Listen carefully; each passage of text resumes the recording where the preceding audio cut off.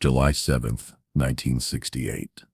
Wells Restaurant, Harlem. Bumpy Johnson collapsed from a heart attack while eating breakfast. He was 62 years old. 3 days later, his funeral drew thousands. Politicians, jazz musicians, community leaders, and standing in the back, trying not to be noticed, was Franklucas. Frank hadn't been seen in Harlem for 3 years. Most people thought he was dead, but there he was, waiting until everyone else had paid their respects. Then he walked up to the casket, knelt down, and whispered something nobody else could hear, an apology to a dead man for something that happened in 1965. Something so devastating that Franklucas, who would go on to build a $1 million a day heroin empire, never forgot it. Something that made him run from Harlem for 3 years and only come back when he knew Bumpy Johnson couldn't punish him again. This is the story of what Bumpy did to Franklucas, the lesson that even American Gangster was too scared to show. To understand what Franklucas whispered at that funeral, you need to go back 3 years to 1965, to a moment when Franklucas made the biggest mistake of his life. Franklucas was born in North Carolina in 1930, came to Harlem in 1946, 16 years old, with nothing but ambition and anger. He worked his way up through the ranks, numbers running, protection, muscle work. By the early 60s, he was making decent money. But decent wasn't enough. Frank wanted to be rich. He wanted to be powerful. He wanted to be somebody. In 1964, Frank went to Vietnam, not as a soldier, as a businessman. He saw an opportunity nobody else saw. The war had created a drug pipeline from Southeast Asia to America. The Italian mafia controlled it all. They bought heroin from suppliers in the Golden Triangle, cut it multiple times, sold it for massive profits. Frank thought, why pay the middlemen? Why not go straight to the source? He made connections in Thailand, negotiated directly with suppliers, arranged for pure heroin to be smuggled back to the States in the coffins of dead American soldiers. It was bold. It was ruthless. And it was about to make him millions. When Frank got back to Harlem in early 1965, he was ready to revolutionize the drug game. He had the purest product in New York. He could undercut the Italian mob's prices and still make a fortune. He had his territory picked out, 116th Street, right in the heart of Harlem. There was just one problem: Bumpy Johnson. Bumpy Johnson was 59 years old in 1965. He'd been the king of Harlem for 20 years. He ran the numbers, controlled the protection rackets, settled disputes, and most importantly, he had one unbreakable rule: no hard drugs in Harlem. Bumpy had seen what heroin did to communities. He'd watched it destroy families in Chicago, Detroit, Philadelphia. He'd seen kids turn into addicts, mothers lose their children, neighborhoods rot from the inside out. And he'd made a promise to Harlem: not here, not in his neighborhood. Everyone who operated in Harlem knew the rule. The Italian mob respected it. They sold heroin everywhere else in New York, but not in Bumpy's territory. Local dealers knew it. Even the police knew it. If you wanted to work in Harlem, you followed Bumpy's rules. But Franklucas wasn't interested in rules. He was interested in money. Frank set up his operation quietly. He didn't announce it, didn't advertise, just started moving product through a network of young dealers, hungry enough to take the risk. Within 2 weeks, Frank was making $50,000 a week. In 1965, that was unbelievable money. He was selling pure heroin. He called it blue magic. Prices that made the Italian mob's cut product look like a joke. Customers came from all over the city. Word spread fast. It took exactly 12 days for Bumpy Johnson to hear about it. Bumpy didn't storm in with guns, didn't send a message through violence. He did something much more frightening. He invited Frank to lunch. They met at Wells Restaurant, the same place where Bumpy would die 3 years later. It was a Tuesday afternoon. Quiet. Just the two of them at a corner table. Bumpy ordered breakfast food. Even though it was 2 p.m., Frank ordered coffee, too nervous to eat. "I hear you've been busy," Bumpy said, cutting into his eggs. Frank tried to play it cool. "Just trying to make a living, Mr. Johnson." "Making a living is fine, Frank. I respect that. But you're selling heroin on 116th Street, in my neighborhood." "It's good business," Frank said. "People want it. I'm just providing a service." Bumpy set down his fork. His voice stayed calm, but something in his eyes changed. "Frank, I'm going to give you some advice, and I'm only going to say this once. Stop selling that poison in Harlem. Take your business to Brooklyn, the Bronx, Queens. I don't care, but not here. With all due respect, Mr. Johnson, that's the old way of thinking. This is the future. This is your first warning," Bumpy interrupted. "I'm giving it to you out of respect for the work you've done. You're a smart kid. Don't make me give you a second warning." Frank should have listened. Any other man in Harlem would have listened. But Frank Lucas was 35 years old, making more money than he'd ever seen, and convinced he was smarter than everyone else. He kept selling. 2 weeks later, Bumpy called Frank again. Same restaurant, same table, but this time Bumpy wasn't polite. "I told you to stop. Mr. Johnson, I hear you. I respect you. But this is business. I'm not hurting anybody. People are gonna buy drugs, whether I sell them or someone else does. At least I'm keeping the money in the community." That last line was a mistake. Bumpy's jaw tightened. "Keeping the money in the community," Bumpy repeated slowly. "Frank, do you know what heroin does? It doesn't just hurt the person using it. It destroys families. It turns mothers into addicts who can't take care of their children. It turns young men into thieves and killers. It hollows out neighborhoods from the inside. That's not keeping money in the community. That's burning the community down for profit." "That's their choice," Frank said. "I'm not forcing anybody. You're feeding poison to people who don't know better. And you're doing it in my neighborhood." "Your neighborhood?" Frank's voice had an edge now. "With all respect, Mr. Johnson, you don't own Harlem. Times are changing. The old rules, Bumpy said quietly, are the only reason you're still breathing right now." Frank leaned back in his chair. "Is that a threat?" "No, Frank. It's your last warning. Stop now, or you'll regret it." Frank Lucas walked out of that restaurant, convinced Bumpy Johnson was finished.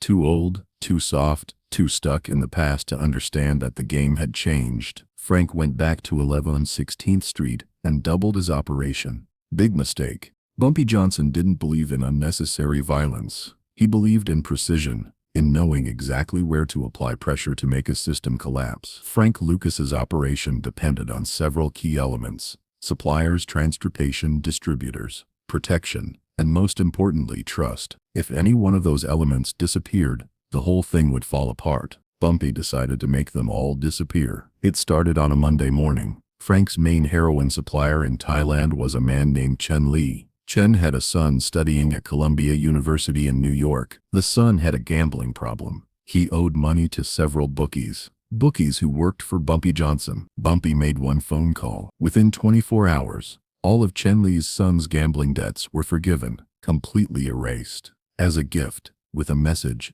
"Bumpy Johnson is a friend of your family." When Chen Lee heard this, he understood immediately. This was a warning disguised as a favor. Bumpy was saying, "I can reach your family anytime I want. I can help them, or hurt them. Choose wisely." Chen Lee stopped taking Frank's calls. Bumpy handled the transportation issue.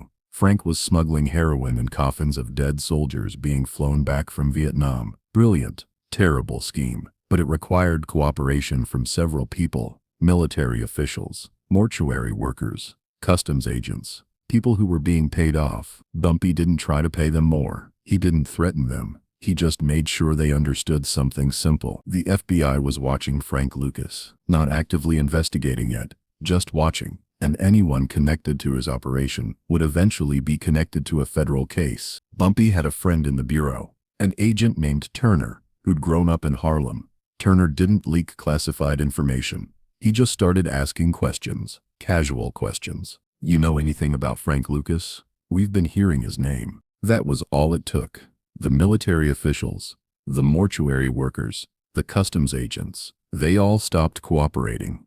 The risk wasn't worth it anymore. By Wednesday, Frank couldn't get product into the country. On Thursday, Bumpy destroyed Frank's distribution network. Frank's dealers were young, hungry, and loyal to money, not to Frank. Bumpy sent his people to have conversations with each dealer, not threats, just information. "You know Frank's supplier disappeared, right? You know the feds are asking about Frank. You know Frank's not going to be able to protect you when this all falls apart." Some dealers quit immediately. Others tried to hold out, but when they saw their colleagues walking away, they followed. Within 48 hours, Frank didn't have a single person willing to sell for him. By Friday, the money started disappearing. Frank had stash houses all over Harlem, apartments where he kept cash, product, weapons. He'd been careful, Only his most trusted associates knew the locations. But Bumpy knew people. He knew landlords, building superintendents, neighbors who paid attention, and he knew how to ask questions without asking questions. Bumpy's people didn't rob Frank's stash houses. They didn't break in. They didn't need to. They just made sure the right information got to the right people. Information about lease violations, fire code issues, suspicious activity that needed to be investigated. Within a week, police had raided 3 of Frank's locations, not because they were targeting Frank specifically, but because anonymous tips had forced them to act. The cash and drugs were confiscated as evidence. Frank couldn't even claim it without incriminating himself. By the following Monday, exactly 1 week after Bumpy had started, Frank Lucas's entire operation was gone. No suppliers, no transportation, no dealers, no money, no protection, and Bumpy Johnson hadn't fired a single shot, hadn't thrown a single punch, hadn't made a single direct threat. Frank Lucas sat in his apartment on Tuesday morning staring at the phone. None of his people were answering. His supplier in Thailand had vanished. His dealers had disappeared. His stash houses were empty. He had $3,000 in his pocket. A week ago, he'd had hundreds of thousands of dollars. Now he had enough for a bus ticket. There was a knock on his door. Frank grabbed the gun from his nightstand, approached cautiously. "Who is it?" "Delivery." Frank opened the door. A young kid, maybe 16, stood there with an envelope. "This is for you, Mr. Lucas." Frank took the envelope. Inside was a single piece of paper with one sentence written in neat handwriting. "You're still breathing. That's your only warning. Leave." No signature. But Frank knew who it was from. That night, Frank Lucas packed a bag, got in his car, and drove south. He didn't tell anyone where he was going. He didn't say goodbye. He just left. He ended up in North Carolina, back where he'd started. He laid low, worked odd jobs, and tried to figure out what had happened. How had Bumpy Johnson destroyed everything without ever confronting him directly? How had an old man with outdated ideas demolished a sophisticated drug operation in less than a week? It took Frank 3 years to understand. Bumpy didn't win because he was more violent. He won because he understood something Frank didn't. Power isn't about what you control. It's about what you're connected to. And Bumpy Johnson was connected to everything and everyone in Harlem. Frank Lucas stayed away from Harlem for 3 years. He heard news occasionally. Bumpy was still running things. The neighborhood was stable. No heroin epidemic like in other cities. Bumpy's rule held. Then, on July 7, 1968, Frank got a phone call. Bumpy Johnson was dead. Frank drove up from North Carolina for the funeral. He stayed in the back, watched hundreds of people pay their respects to a man who'd ruled Harlem not through fear but through respect and intelligence. When the crowd thinned, Frank walked up to the casket. He looked at Bumpy's face, peaceful now, and thought about that lunch at Wells' restaurant, the warnings he'd ignored, the lesson he'd learned. Frank knelt down and whispered, "I'm sorry. You were right. I was a fool." Nobody else heard it, but Frank needed to say it. After Bumpy's death, Frank Lucas came back to Harlem. He rebuilt his drug empire, became one of the most powerful dealers in America, made millions. But he never forgot what Bumpy taught him. He never sold in schools, never targeted kids, always kept some code, some sense of rule. When Frank was finally arrested in 1975, when he sat in prison thinking about his life, he told his lawyer something interesting. "The only man I ever truly feared was Bumpy Johnson, not because of what he did, but because of how he did it.